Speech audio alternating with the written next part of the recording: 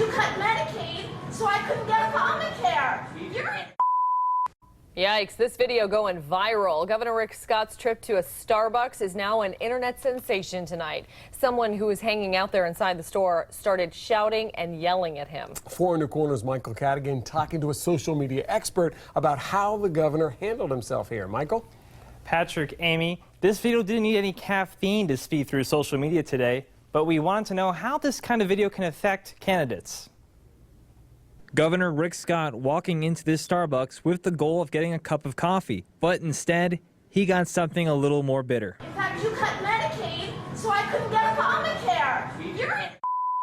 The governor tried to keep the situation from getting too hot, but marketing and social media expert Chris Spiro graded how Scott handled it. It's hard to walk into a public environment like that and get ambushed.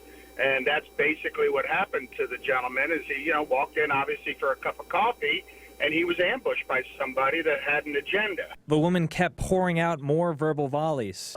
You don't care about working people. You should be ashamed to show your face around here. A million jobs. A million jobs? Great. Who here has a great job? Spiro telling me he thinks the governor made the most of the situation. He engaged the young lady. She was not willing to have civil conversation or even civil debate. He excused himself from the situation before it escalated. I think that would be a smart thing to do. He could not win in that situation. Rick Scott leaving the line without a coffee or latte.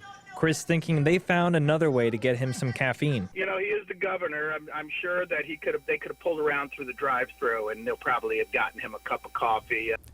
Spiro tells me Governor Scott made the right move in engaging the woman rather than totally ignoring her comments. Live in the studio, Michael Cadigan, Fox 4, in your corner.